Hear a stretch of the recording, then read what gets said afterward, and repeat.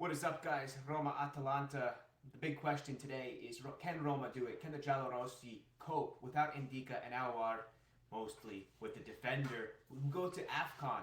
Are they able to get over that hump of a very difficult stretch? They're in the middle of it, having faced Napoli, then having lost, of course, at the beginning of this to Bologna, and then it's going to be Milan at the end of next week, and now we've got Atalanta. And I think the first thing that we need to take a look at, though, is these formations. So as we jump over to Giallorossi, Zalewski getting the start because there are rumors, and I think there are a little bit more than rumors now that Spinazzola should be going to Saudi Arabia. But in the back three, you might notice a new name, sans Coppa Italia, and that's Salik, who's been making his mark, quote-unquote, back there with Llorente and Mancini. And we'll be speaking about the Diffidati because Mancini is definitely one of them. Rui Patricio, and I'm starting to wonder after that Coppa Italia performance, that comeback over Cremonese, if Svilar doesn't deserve a shot here or there. But on the right, it's going to be Christensen, a signing who I know that Enzo on Twitter, as well as myself, he's really grown on me. In the midfield, speaking of growing on, that's Bove, who seems indispensable in the starting 11 at this point. With Paredes, another player who I think has stepped it up in the past month or so. He's been really, honestly, a decent player protecting the back three and finding the simple pass, doing the, I want to say they call them easy things, but they're often not so easy. He does show his intelligence at times, which I like seeing out of him as the regista and Cristante for sure, because, well, of course, right? Dybala and Lukaku up top. It's nice to have Dybala back with Lukaku, who will definitely be starting over Belotti or Azmoun, who also goes away, as we can tell. Oh, hi, baby. As we can tell there, Azmoun will, he's going to probably be going back to duty with Iran. But as far as Atalanta goes, we're going to take a look at their stats and figures. Cardinesecchi in goal, decent keeper there. Diemsiti, Kolasinac, who I rate, and Gianluca Scalvini, who has had some growing pains this season, but is really turning into a reliable center back, especially for the Azzurri. On the right there, former Roma man Zappacosta, a center defensive midfielder I really like, and Martin Derun. And then Ederson, the Brazilian center mid who came over from Salernitana about 2 years ago. And Ruggeri out on the left. Up ahead, you've got Coop Miners, who I expect to play somewhat deeper, but he will be the trequartista on paper here.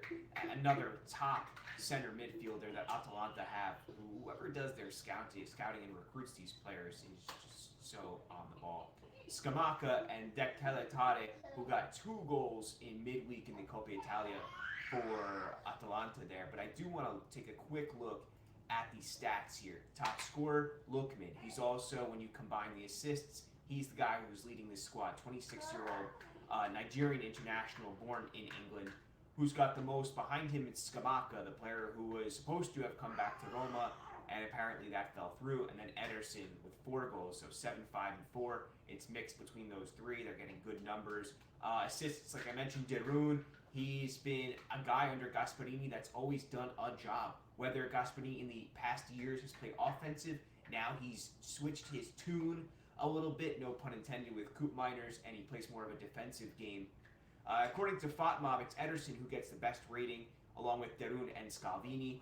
And XG is Lookman. He's getting a lot of shots away. He's often converting those. It's just actually above. So he's got 7 goals, which is exceeding his XG, which is a testament to his talent. Shots per 90 is a bit skewed because Muriel often comes in as a sub. He is the player who scored against Milan for that 3-2 victory. Chances created there, just above and beyond with Coop Miners. 39 the closest. Second closest is Lookman, and De Keletare also 22, which is pretty impressive for him. Derun with the long balls, and Coop Miners also the expected assists, and that should coincide. That shouldn't be a crazy surprise there. Big chances missed also, Lookman, but like I said, he is exceeding that XG. Scalvini with the most interceptions per 90 with Diemsiti, who plays more of like a sweeper in this setup. Blocks also, Diemsiti leads that there as he plays the deepest and often has to come up being the last man. All right, I think we should also talk about that big question, can Roma do it without Indica? Look, I think that the first couple months were really rough for the center back, but I think that he has really grown into the side. At times he makes mistakes, but that's natural. That's to be expected from a player who comes over from a different league, also a young center back.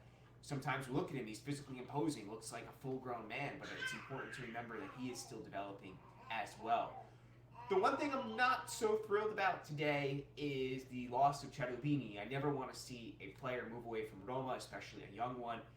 On top of that, he goes to Juventus, but he had some interesting things that went on in social media, Cherubini, that I'm not going to mention. But nevertheless, it's sad to see a Primavera product go over to Juventus. Another player does come in place of Indica, and that's Huijsen. That's the 18-year-old that Mourinho apparently called, and he was supposed to be going, I think, to Frosinone, and he interrupted that loan. However, it's dry. Roma do not have the option. What's the thinking behind that? At best, I want to imagine that perhaps Mourinho thinks he can persuade the young center back to come over at season's end. Maybe if he's that impressive, if he's that player who Roma really start to depend on. That's my best guess, guys. But at the end of the day, this is a very strong Atalanta. If we look once again here back at the tab from GDS, we're going to look at the past couple games. And Atalanta's been on a roll. They beat Sassuolo 3-1. That was in the Copa a few days ago. 1-0 over Lecce. They lost to Bologna. And they do put 4 away against Salernitana. And keep in mind that that team, that Bologna, also beat Roma, right? They win in the Europa League. And the one match you don't see is that 3-2 victory over Milan there. And Roma's form has been up and down. It's been up and down for, past 2 years in the league. So for them to come away with something against a team that last beat them in the last matchup 3-1, it's going to take a lot of heart, a lot of determination, and we know that. We know that this Roma at times shows that. We remember the match against Napoli. Let's see what happens. Write in your comments. Let me know what you think about this, as well as your predictions, and subscribe if you haven't yet. Thank you guys, as always, for your time, especially on a nice Friday night or Saturday morning. Thanks, guys. Ciao. See you after